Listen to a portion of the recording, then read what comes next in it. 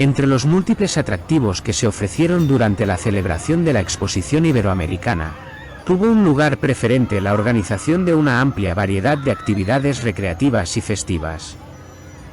Estas actividades formaban parte de la programación habitual de los certámenes de la época, y se diseñaban para ofrecer entretenimiento y emociones a los visitantes. Dentro de esta programación, se incluyó la construcción de un parque de atracciones que buscaba proporcionar experiencias emocionantes y momentos de diversión durante su visita a la exposición, mediante la instalación de diferentes atracciones lúdicas.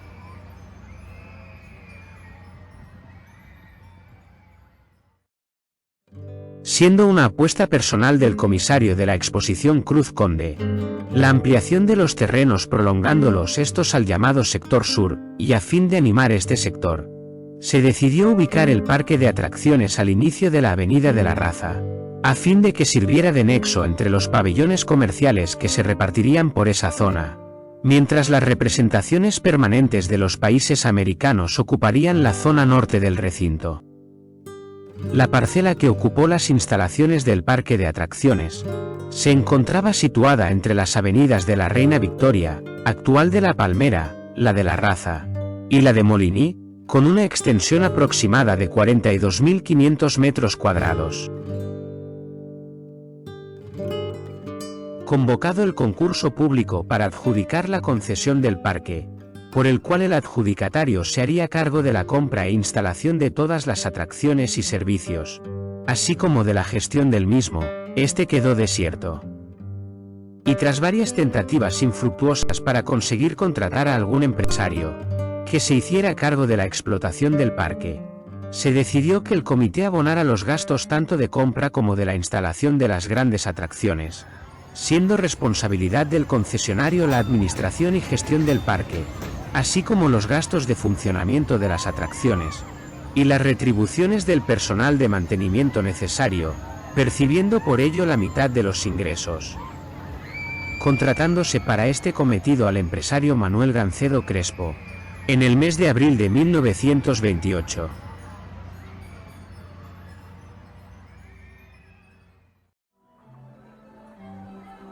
Para dar forma al proyecto, se tomó nota de las atracciones que se ofrecían en el Luna Park de París, encargándose al concesionario las gestiones necesarias para la compra y montaje de las atracciones permanentes, como la montaña rusa, el water chute, el autódromo y la ría misteriosa, que quedarían para su explotación después de la exposición, y otras de menor entidad, que podían ser renovadas durante la celebración de esta. Este proyecto, que fue ampliado y mejorado por el comisario Regio, tras un viaje al extranjero, que propuso a la permanente otras atracciones más novedosas para su exhibición en Sevilla, como eran la de un dancing y restaurante, denominado Pabellón o Palacio Chino, y el Palacio de los Espejos y Laberinto, por valor de algo más de 1 millón de francos. El montaje de este material fue dirigido por dos técnicos franceses, Louis Moulin, Igor Ostide, y otro inglés llamado John Westbrook. La calidad y cantidad de las atracciones estaba a la altura de los parques europeos como los Luna Park parisino y berlinés. De hecho, algunas de ellas eran las mismas que se podían disfrutar en estas capitales, como la montaña rusa y el water chute, y su extensión aproximadamente era igual al de Berlín, que era considerado como el parque de atracciones mayor de Europa. Para acceder al parque de atracciones, se abonaba una entrada al precio de 1 peseta. Algunos días por motivos especiales, era gratuita si se accedía desde el interior de la exposición. Además de esta entrada era necesario abonar otra para acceder a las atracciones que oscilaban entre 50 céntimos y 1 peseta.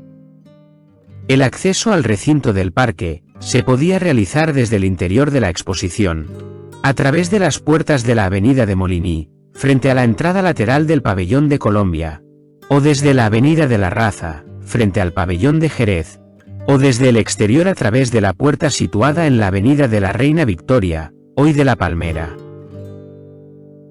No obstante, a partir del 1 de abril de 1930, la entrada al parque fue gratuita, si se accedía desde el interior del certamen, quedando la de la avenida Reina Victoria en una más del recinto, habiéndose vendido entradas, desde la inauguración de la exposición, hasta esa fecha, por valor de 275.000 pesetas.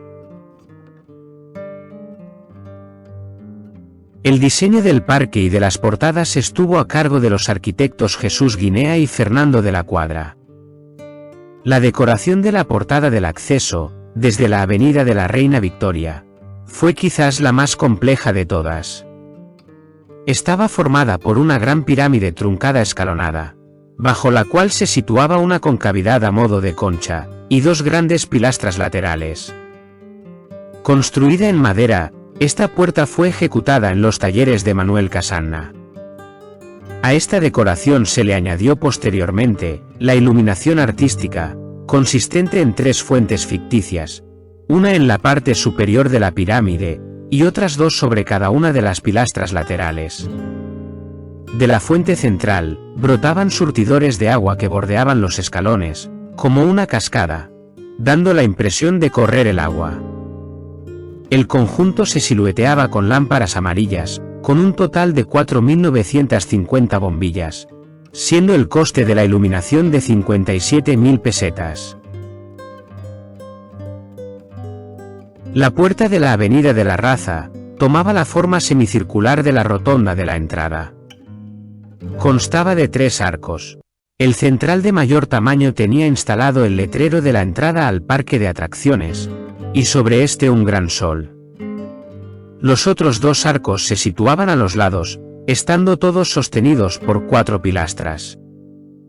La iluminación artística se instaló sobre las 4 pilastras que contaba, con la figura de 3 soles que se encendían y hacían el efecto de girar y elevarse, prendiendo los 3 arcos que coronaban la portada, propagándose las llamas, simulando el incendio de todo el conjunto.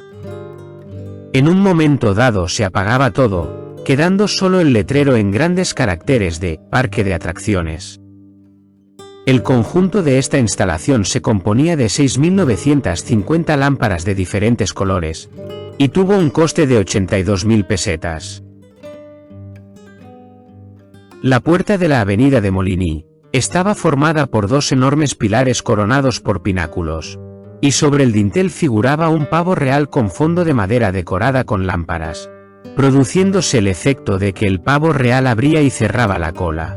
También se iluminaban los pilares laterales de la puerta, silueteando con lámparas los dibujos de la decoración. Se componía el conjunto de 2.690 lámparas de varias potencias, importando 32.000 pesetas.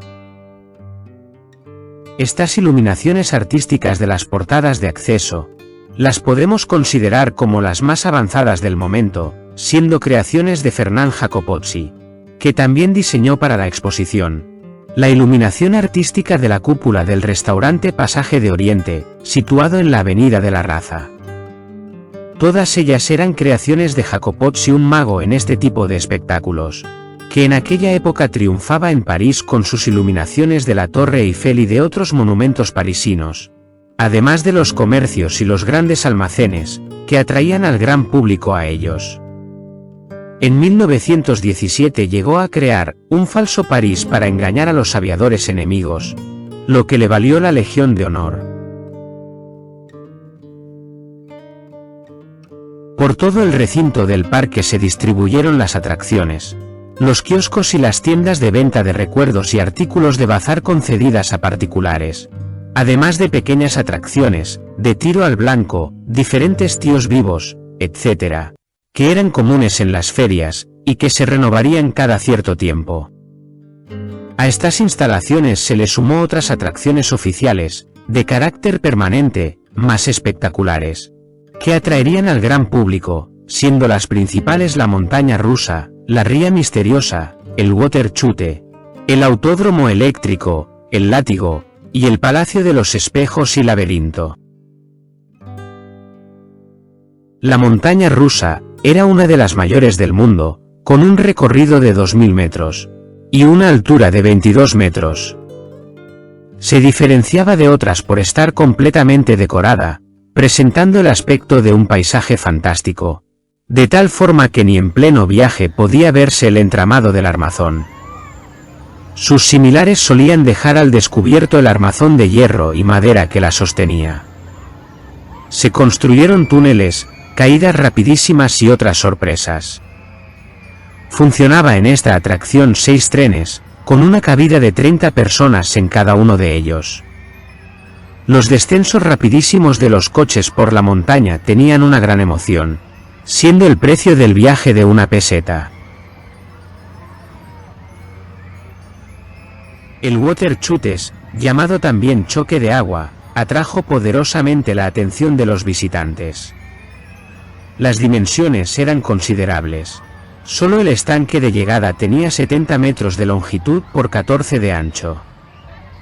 La atracción consistía en una torre de 30 metros de altura, desde la que una barcaza de fondo plano, con capacidad para 8 personas, se deslizaba velozmente por una inclinada y rápida pendiente para ir a parar al gran estanque, donde, debido al impulso de la caída, la barca saltaba repetidas veces sin mojar a los ocupantes, llegando a alcanzar una velocidad de entre 80 y 100 km por hora. El precio del viaje era de 1 peseta. La atracción de la ría misteriosa consistía en unos canales sobre los que se deslizaban unas barcas, con capacidad para 4 personas, llevadas por la corriente sin esfuerzo alguno de remo o motor, movidas por una noria, y con la inclinación suficiente que impulsaba el agua. La ría tenía túneles y grutas iluminadas, y se hallaban decoradas de una manera que parecía que se hacía un viaje fantástico por distintos países. El precio del viaje era de 50 céntimos. El autódromo o pista de coches eléctricos era una pista electrificada, que ponían en movimiento pequeños vehículos, tomando la corriente por medio de un trole, a semejanza de los tranvías, en contacto con una tela metálica en el techo, siendo conducidos los coches por el público. Hoy los llamamos coche de choques o coches locos, siendo el precio de esta atracción de 50 céntimos.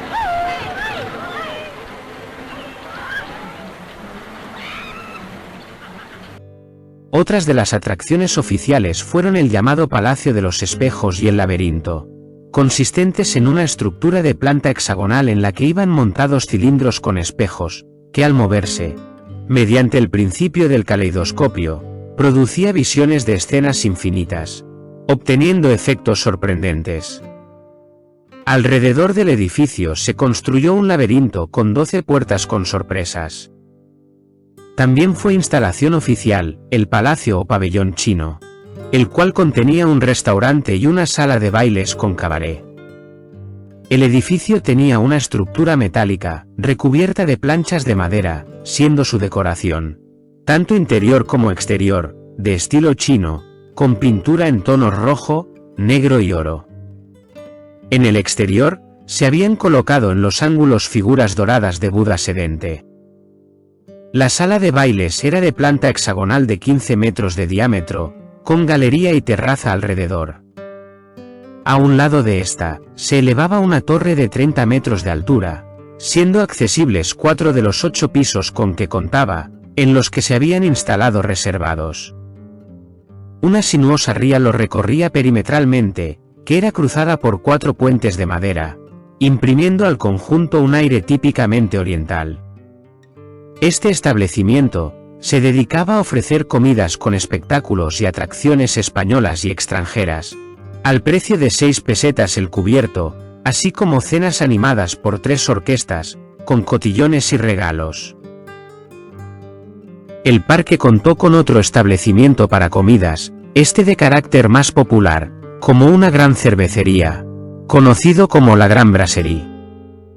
Consistía en una edificación de planta rectangular, de más de 1000 metros cuadrados, estando la planta baja completamente porticada donde se situaban cientos de mesas, situándose en la planta alta, el salón comedor acristalado, y una amplia terraza con vistas a la Avenida de la Raza y al interior del parque de atracciones. Este establecimiento ofrecía menú económico con comidas a 6 pesetas el cubierto, en el que se incluía el vino, teniendo acceso libre desde la Avenida de la Raza o desde el interior del parque.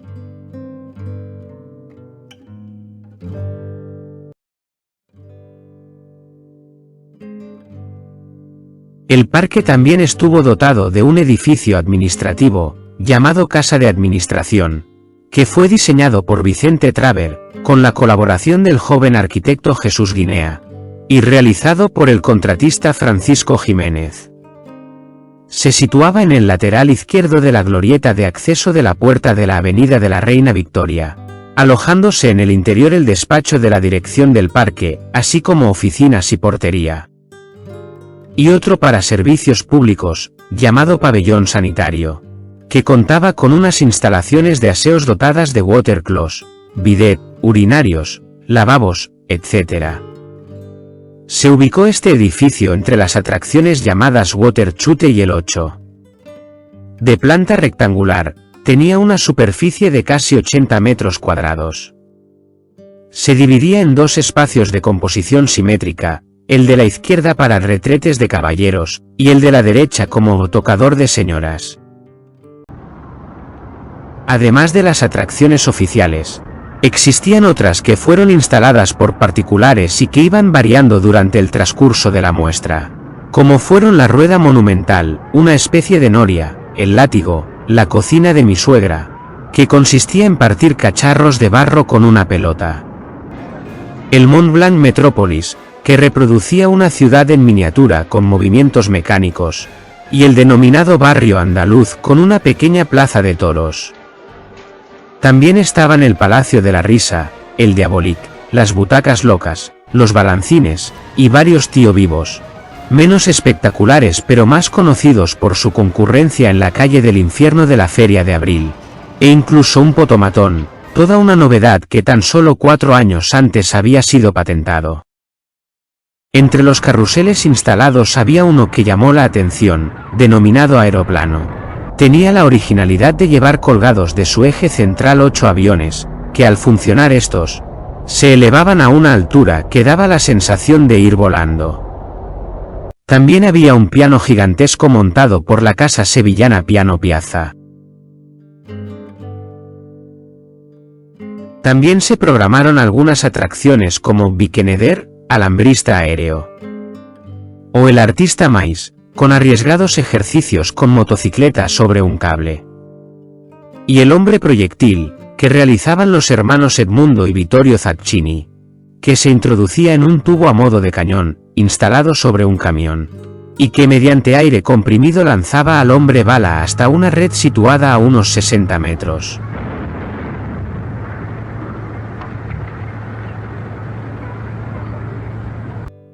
El 10 de mayo de 1929, al día siguiente de la inauguración de la exposición, abrió sus puertas el parque de atracciones, asistiendo a su inauguración autoridades locales y miembros del comité del certamen, encabezados por José Cruz Conde, que fueron recibidos por el concesionario de Manuel Gancedo Crespo. 2 días después, el parque fue visitado por los reyes, los infantes y autoridades, que presenciaron el funcionamiento de algunas de las instalaciones. Estas visitas de la familia real se repitieron durante el certamen, disfrutando de diferentes atracciones. Una vez clausurada la exposición, algunas atracciones siguieron funcionando durante un corto periodo de tiempo. Mientras, desde la alcaldía, se intentaba mantener este espacio, a pesar de estar erigido en terrenos de la Junta de Obras del Puerto. La intención era su arriendo a un concesionario que lo mantuviera abierto durante todo el año, principalmente para las ferias de abril y septiembre y las noches de verano. Pero como siempre ocurre en esta ciudad, la inoperancia de los políticos, la indolencia ciudadana, unido al cambio de régimen que estaba a punto de producirse, hizo que todos estos proyectos quedaran solo en ilusiones. De todo ello, hoy día solo se conserva una pequeña caseta eléctrica, de estilo neobarroco, construida por la Compañía Sevillana de Electricidad, para dar servicio al parque, ubicada en la actual calle Lorenzo de Sepúlveda, y que aún presta servicio. Desechada la idea de la continuidad de estas instalaciones, las atracciones fueron desmontadas y vendidas, mediante concurso público, estando totalmente derribado el parque en el mes de marzo de 1933. A pesar de esta destrucción, algunas atracciones se salvaron, y el laberinto, los vagones de la montaña rusa, y el material móvil de la ría misteriosa, se instalaron en el parque de atracciones del Monte Igueldo en San Sebastián, donde aún hoy estas ancestrales atracciones siguen divirtiendo al público, no obstante los avances tecnológicos alcanzados.